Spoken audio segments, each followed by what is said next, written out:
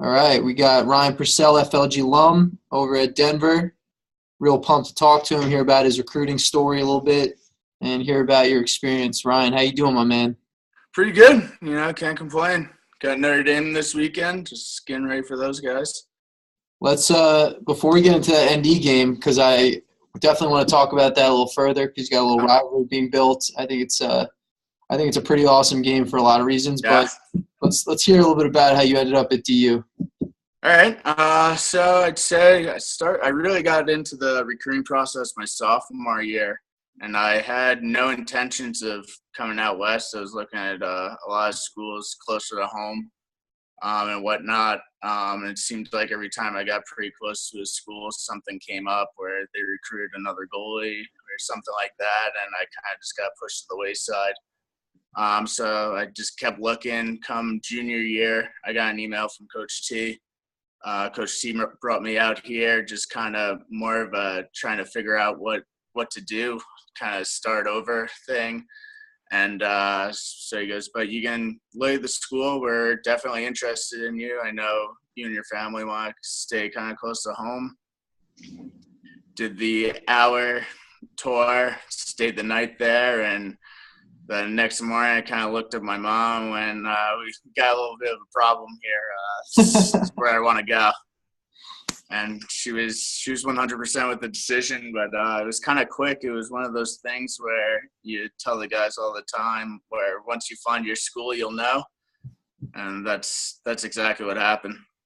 Awesome, man. And how's your experience been over the last 3.5 years out in DU? It's been amazing. It's nothing but the best. We don't have a football team, so it's a little weird being the kind of big team on campus. Us and hockey. Until we lost last week, us and hockey were both number one in the nation, which was a pretty cool experience. Kind of building this culture with DU. We're kind of this kind of second generation of the team. We won a national championship 2 years ago, my sophomore year, which was a crazy experience being the first team from out west to do so. And makes it a little easier having Coach T as your coach, but Absolutely, it's been a cool experience for sure. Now, I have a little bit of experience with your school. Just I visited, just to check it out. I played there when I was in college. I saw something when I was just kind of scrolling through your guys' Twitter feed, and it said that you guys have sold out your stadium for 18 straight times. You're talking almost 3,000 people at a game. I feel like people out east are like, how can you possibly get that many people to a game so far out west? But what do you think the attraction is for, I guess, watching you guys play, or the stadium, or just is it a little bit of everything?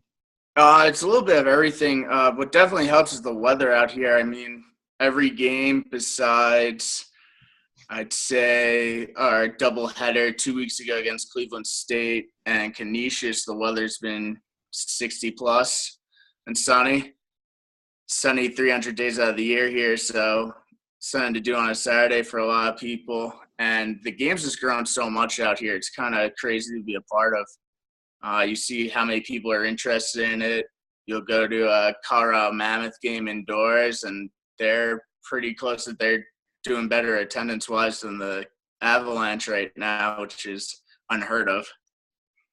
So it's just kind of a lacrosse crazed town around here ever since Coach T got here. He's done a great job of growing not only the program but the lacrosse community. Who are the type of spectators that you get for games besides, parents and families supporting the game? There's so many kids out here. It's such a kid-friendly atmosphere. While we're coming off the field at halftime or before the game, they'll line up in the hallway, shake everyone's hand, all the guys that are coming out, it's nice to get those guys involved at an early age. And you don't really see that on the East Coast because everything, the stadiums are kind of seem so far back. They don't really allow everyone kind of close to the players. So it's different in that way. So it's more of just that inclusive attitude between everyone, or everyone's involved, from the players to the fans. Cool, man. Let's get back to this Notre Dame game that you guys got on the schedule. You guys are playing on the 12th, is that right? Yeah, this Sunday. Now you guys national champions in 2015, first team out west to obviously do so at Division I level. You gotta imagine every time Notre Dame plays you, they want to be that number one team. Let's call it out west or in the Midwest. Yep. Is there something a little extra when you guys play Notre Dame year after year? Definitely for sure. They're usually the mark on the calendar, so to speak, when the schedule comes out. The past 6 out of the past 7 years, we've gone to overtime with them, which includes the semifinal game in 2015. So we know we're going to have to go through each other eventually, and it makes that game much more exciting just because it's close every year. Sure. That's awesome. What's it like to play in a game like that? And, I guess is preparing for it just as exciting as the game day itself? Oh, absolutely. There's definitely a different feel to it. No matter, you're going through practice and everyone kind of just knows it's Notre Dame week. Everything gets a little more tense in a good way. The competition rises. Everyone's kind of on each other just to get better that week, more so than any week. How's the support for your team, like the lacrosse team on campus with the rest of the student body at DU? Oh, it's great. It's really good. We have a tailgate before every game where the students come out, and half the time that's louder than the music we have playing inside the stadium. So they enjoy it. They're like I said, not having a football team probably helps. So they're coming out to our games every Saturday. They're coming up to you in class. They're talking about the game with you, and it's a cool experience. Now, I don't mean to bring up, after the season, because I'm sure you want this, this spring to last forever. But have you kind of thought about if you're going to stay out west or come back east after you I'm not sure. It's when I got here, I thought I'd spend 4 years here and then go back home. But everyone says once you go out west, especially to Colorado, you're staying there, and it's kind of hit me a little bit. But we'll see what happens. It's just different. I mean, if it was up to me, I'd spend half the year here and half the year back on Long Island like I've been doing the past 4 years. That's great, man. Well, hopefully you can, do something like that where you get to travel a little bit and experience both. Yeah. What about possibly staying connected with the game after you graduate? Have you thought about how you possibly want to do that as well? A little bit. I mean, I've always thought about coaching, kind of following my dad's footpath. He was a coach over at RIT Division III, and then Cuca College, which is D3 as well. So that's always been a thought. Coaching is just something that I really enjoy, especially doing it here with we run a goalie camp out here. We do the travel team out here, Denver Elite, coaching. That's a blast. So maybe signing in coaching. Not really sure at the moment. Now, tell everyone a little bit about kind of like what your role is on the team. How you kind of fill that role as a leader, as a player, as Right. anything. Yeah. So I always thought by now I'd kind of be starting in there, and I think injuries kind of hindered that. Me having back surgery last year, me tearing my labrum in my hip this year. I'm still playing, but kind of not to the extent I'd like to be. But it's kind of that backup role isn't anything I thought I'd be upset with it when I first got here, but I've embraced it. Just being a part of a group of guys like this is tremendous that you don't really think about it on a day-to-day basis. You're just trying your best, getting everyone better.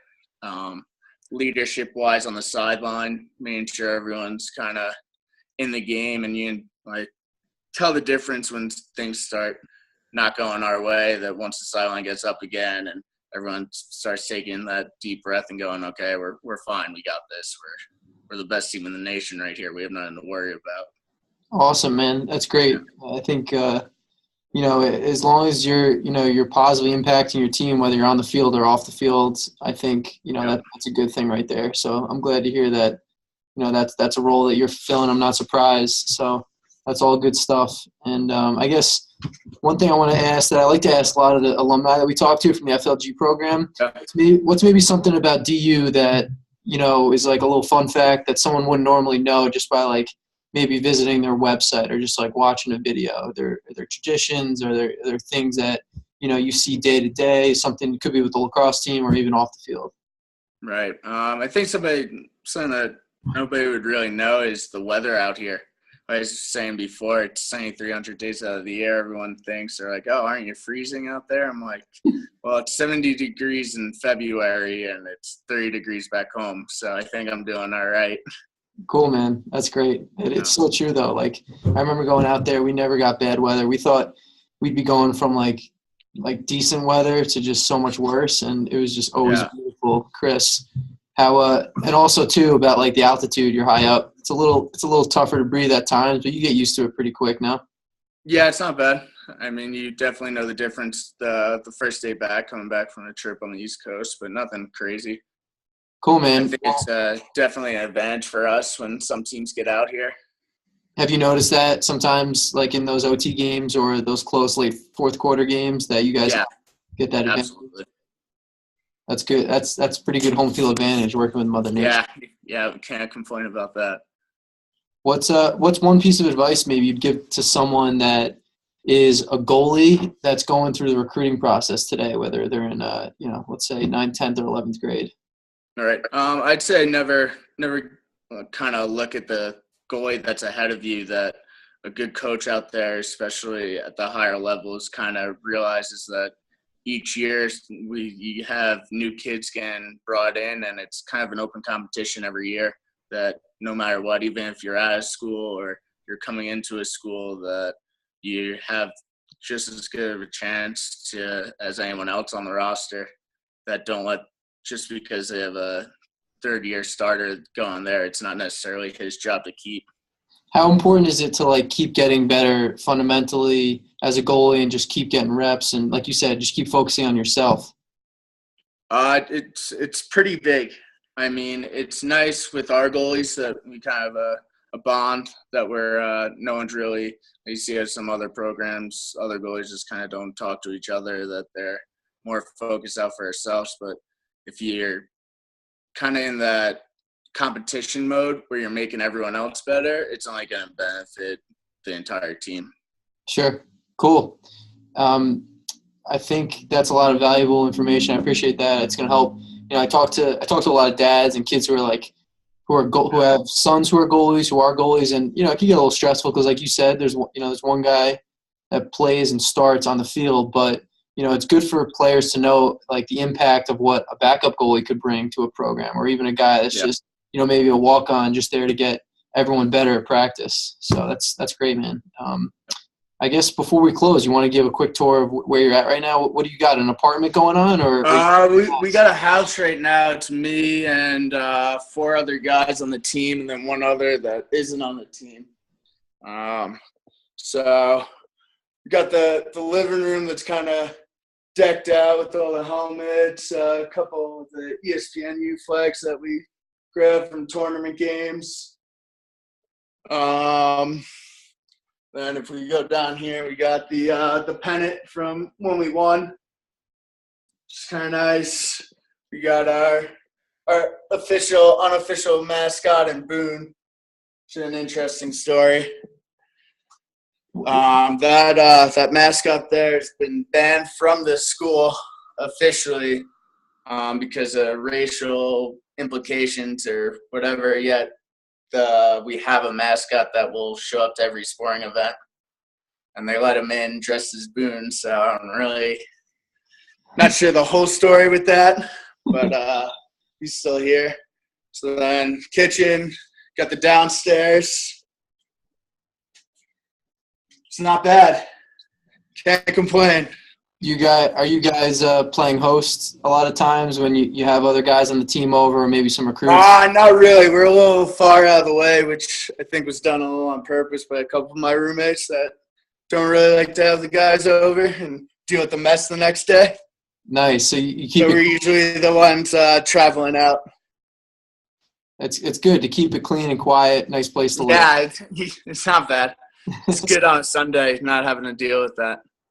That's awesome, man. Well, Rye, you seem like you're really enjoying it, and yeah, you know, no better place in the nation right here. we'll be watching you, man, against No MD and the rest of the season. We hope to see you on Memorial Day weekend. That's what I really want. Yeah, I'm right there with you. All right, Rye. Thanks for your time, man, and we'll be in touch here. All right. All right, sounds good, Corey. Be good. Be good, buddy.